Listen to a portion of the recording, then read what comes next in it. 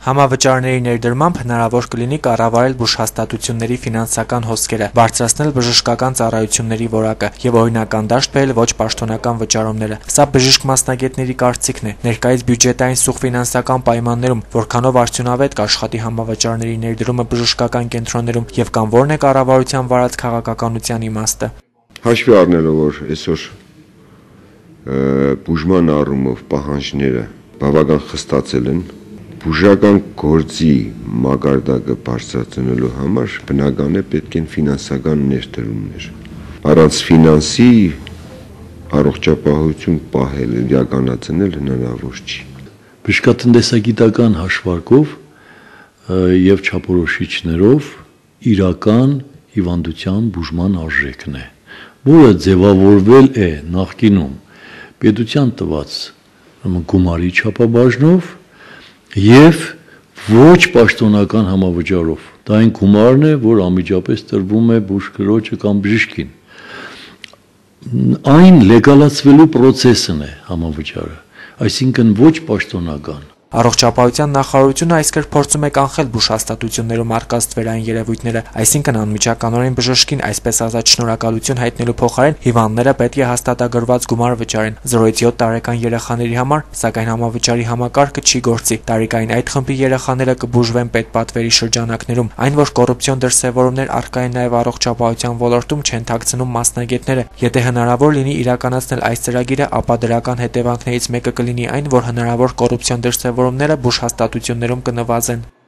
Վերջապես նաև բուժաշխատողը պետք է դուրս գա այդ իրավիճակից, այն ցուցակից, որ առողջապահությունն է այդ կոռուպցիոն ռիսկերի մեջ, այս քաղաքականությունը ճիշտ գրագետ վարելուց հետո առողջապահությունը կարողանա դուրս գալ։ Դա հակակոռուպցիոն ծրագրերի մեջ մտնող քայլերից մեկն է, այո, Ես չեմ կարծում, թե որևէ բուժաշխատողի համար, գիտակից բուժաշխատողի համար դա պրոցես է, որը հաղթահարման կարիք ունի։ Պատրաստ է արդյոք հանրությունը նոր համակարգի կիրառմանը և ինչու միայն 3 տարի հետո որոշվեց համավճարների ներդրումը իրականացնել նաև մարզերում։ Մայրաքաղաքում կատարված ուսումնասիրությունները ցույց են տվել, գործընթացը ընթանում է դանդաղ տեմպերով, նշում է Սամարիթեր հիվանդանոցի տնօրեն Ռաֆիկ Խաչատրյանը։ Պետությունը իր ծրագիրը մշակելիս հերթական անգամ թերացել է, շարունակում է վիրաբուժական հիվանդանոցի տնօրենը։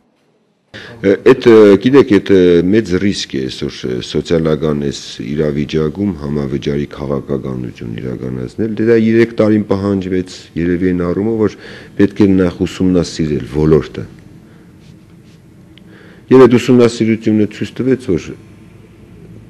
հիվանդների կա կոծիկետ, որոնք որ կագմա թե ագամա այդ ծախսերը իրագործում են։ Քաղաքացին այդ գումարը իր գրպանից դուրս է գալիս։ Ազգաբնակչության սոցիալական զարգացման ճանապարհը միանգամից չի լինում, հավանաբար խանգարող հանգամանքներ են եղել։ Անկեղծ ասած, ես ինքս չեմ կարող դա բացատրել ու ես ենթադրում եմ, որ դա զարգացման ճանապարհ էր, ժողովրդի սոցիալական վիճակի ճանապարհ էր հարկավոր անցնել, որպեսզի